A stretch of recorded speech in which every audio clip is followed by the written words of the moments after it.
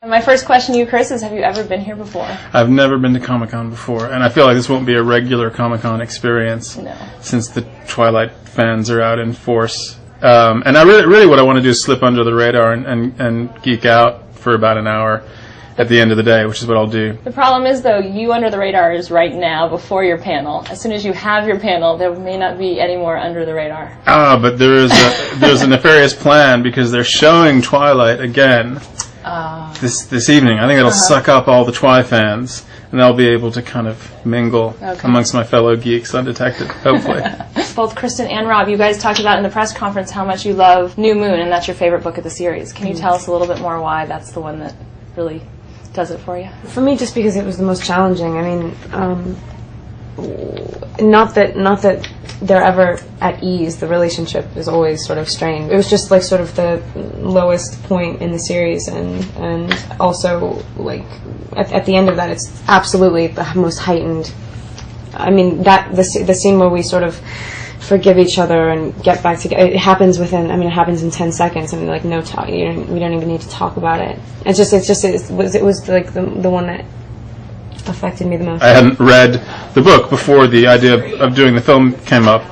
I just love the cast. I think they're very talented young actors. And then when I read the book, you can really see the kind of archetypal longing that it embodies. And having been broken up with so many times in my life, I felt I could really identify with Bella. My sort of opinion of the whole series, the relationship between Edward and Bella, I mean, I always saw it as, the thing which I was relating to, the thing which I was kind of trying to draw from was, when you're a guy and you find yourself becoming or being so in love with someone, what? No, just looking at you on a TV. You're on a roll. I think you should keep going. You had two big issues to deal with. You had one, Jacob transforming into a werewolf.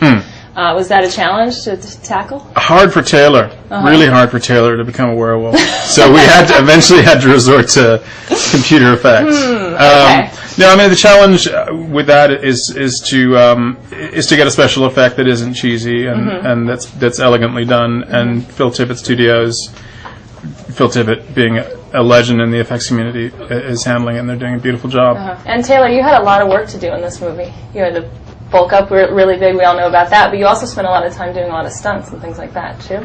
Yeah, it was a lot of fun. I actually, I almost got to do all of my own stunts. You tried, right?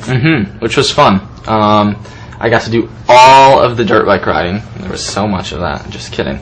No, but yeah, I got to like practice dirt bike riding and do that. I got to do a few other things. He like catapulted himself into a window. It was really impressive. It was fun. Yeah. Yeah, it was insane. Yeah. So it was something a stunt guy really actually should have done.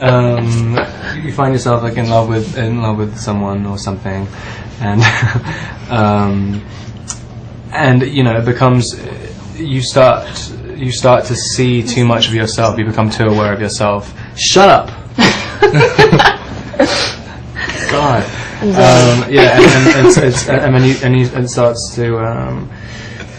I can't concentrate anymore. You get so obsessed with the fact that you think you're not good enough because you think you keep elevating the other person higher and higher. Neither of them think they're worthy. But Bella's the one who can like handle that stuff, and Edward is just an idiot. And New Moon is like, it's the only time where in Twilight he can think in these absolutes. This is why whenever anyone asks about if we have chemistry in the cars, do you know what it is? It's like complete animosity. Yeah, right.